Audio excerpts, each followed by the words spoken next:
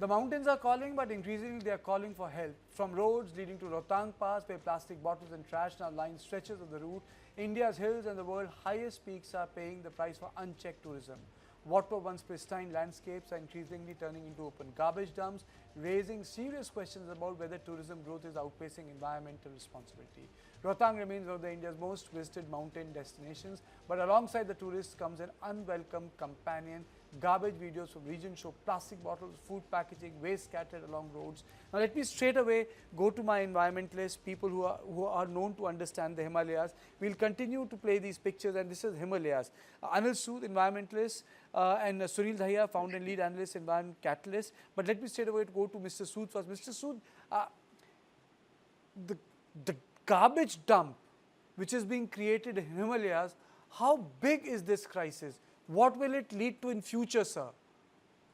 It's leading to virtually environmental terrorism on Himalayas being let off, leashed out.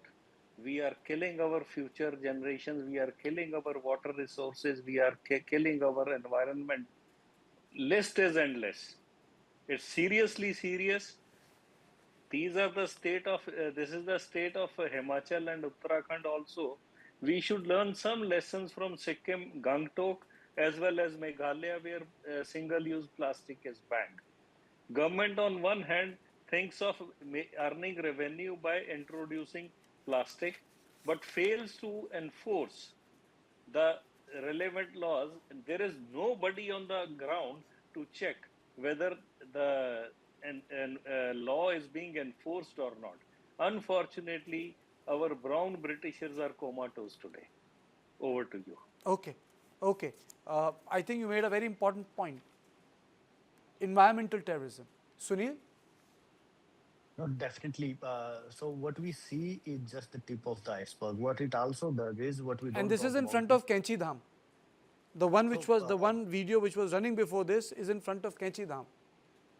so so like it's true for all the tourism locations, but especially the religious tourism and the way those have been degraded, sort of degraded is to another extent, and it is not just the visible littering which you see. It is these microplastics then also enter into our water systems, as Anilji was talking about, and then they lead to the downstream people depending on those water sources for all their needs and the health implications which we face. So what we do in the Himalayas is not going to be restricted to that place. It is going to come down. It is going to come down in form of microplastics into our water systems, into our drinking water supply, and into our bodies. And that's what we are doing.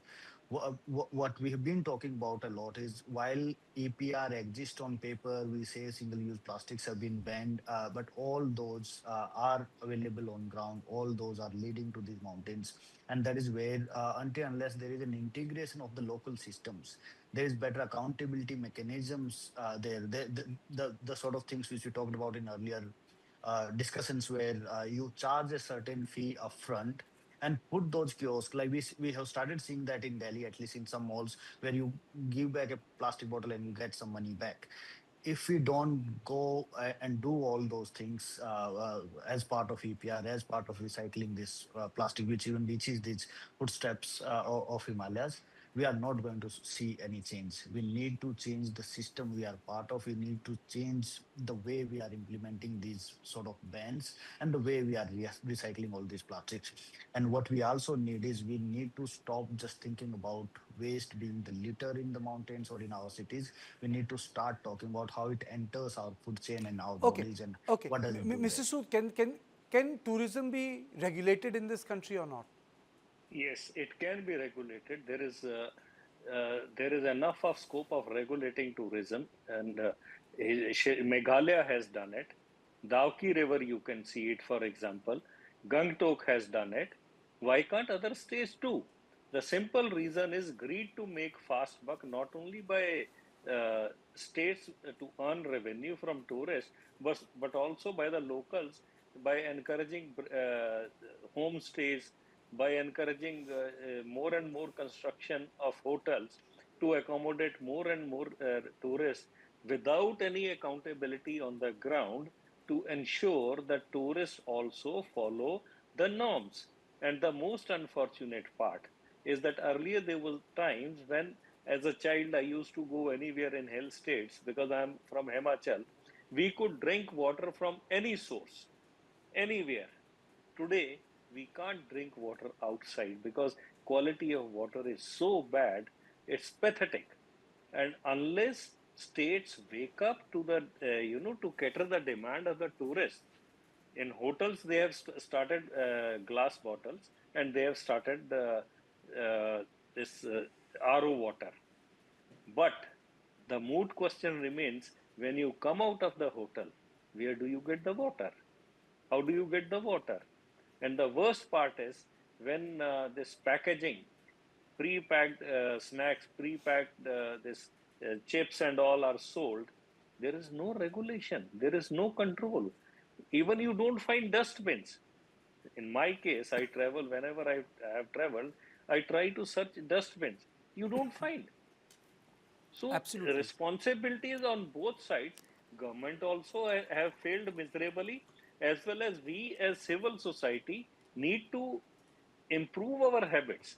We need to look at all this entire issue in a holistic way, that whatever we throw in hills, it comes back to us. As Sunil has rightly pointed out, it enters into our bloodstream. So we have to think not only of Himalayas. Even last year, one of my friend's daughter went for this mounting Himalayan peaks. Even there was a lot of trash was left by the climbers. So we are also equally responsible for the trash which is being strewn around. And the worst part is, as you have shown Kanchi Dham, you go to any temple Absolutely. in India, you find tons of plastics all around, and all not certified, leave alone single-use plastic. Any I plastic. really, I really wish, Mr. Sood, we had more time to discuss it because, I'm going to make a series out of this, what's happening in Himalayas, and going to dedicate some part of coverage on our channel every day as to what crimes are being committed on Himalayas. And crime is not crime. This is a crime. I really thank you, Sunil. I'm really run short of time, but we are going to do this more often, more regularly. Great. Make Himalaya a reporting beat. Yes. And this is all I had on point 2. I thank both of you for joining me. But to my viewers, don't go away because